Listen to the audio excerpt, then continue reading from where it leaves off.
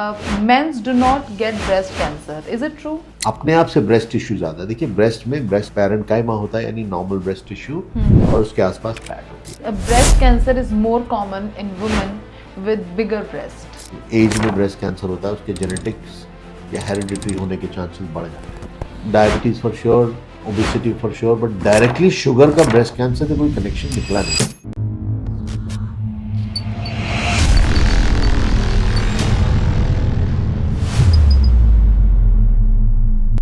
नमस्कार, आप देख रहे हैं हेल्थ वायर और मैं हूं आपके साथ आंचल सनोरिया।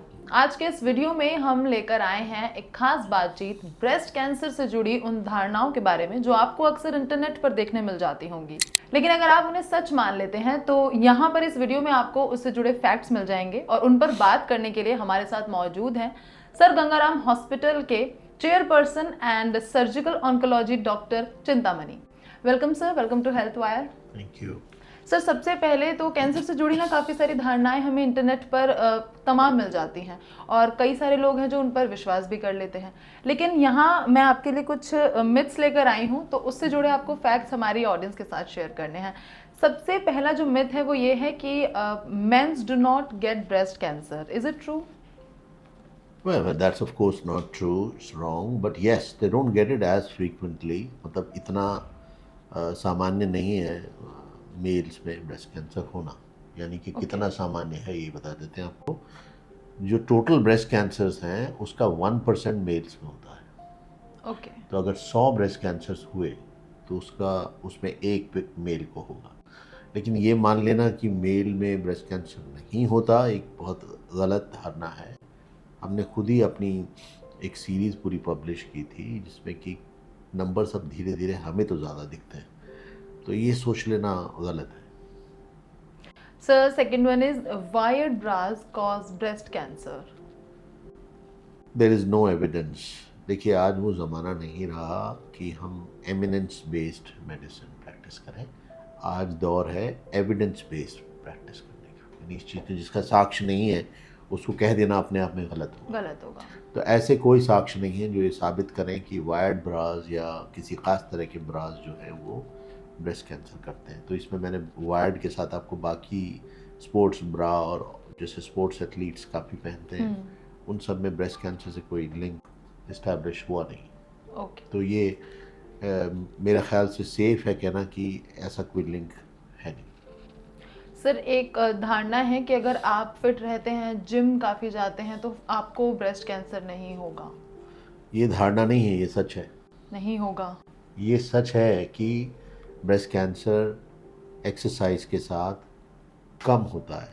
ओके। और भी कैंसर्स एक्सरसाइज के साथ कम होते हैं। ओके। एक देखिए बुनियादी चीज़ समझिए, ब्रेस्ट कैंसर एक तरह से हार्मोन के ऊपर डिपेंडेंट कैंसर होता है ज़्यादातर। ओके। ठीक है, और ये हार्मोन जो स्त्रियों में पाया जाता है ईस्ट्रोजन है।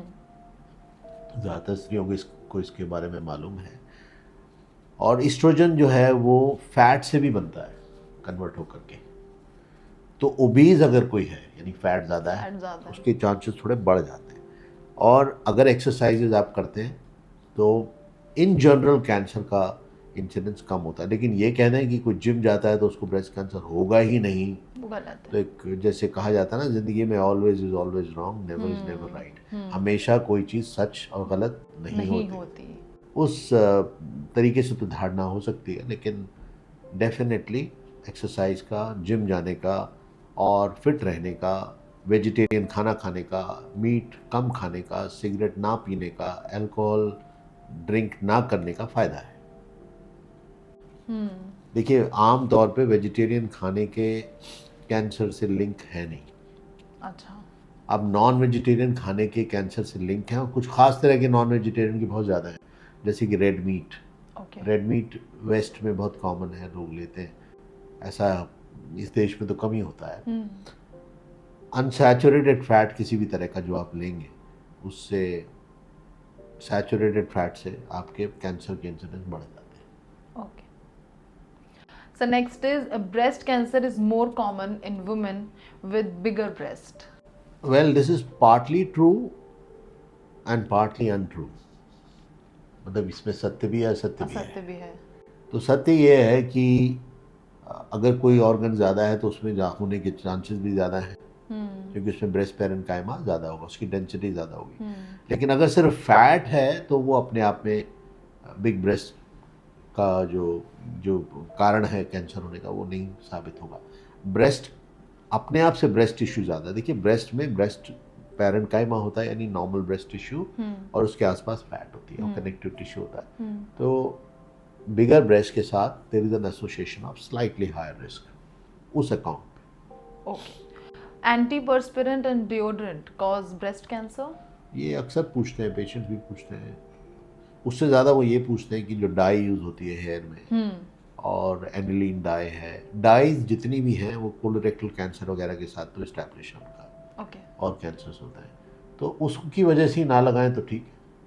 अब रही बात डिओड्रेंट्स जिस मात्रा में यूज़ होते हैं, मेरा ख्याल से उसका कोई डायरेक्ट लिंक ब्रेस्ट कैंसर के साथ कहीं इस्टेब्लिश है नहीं।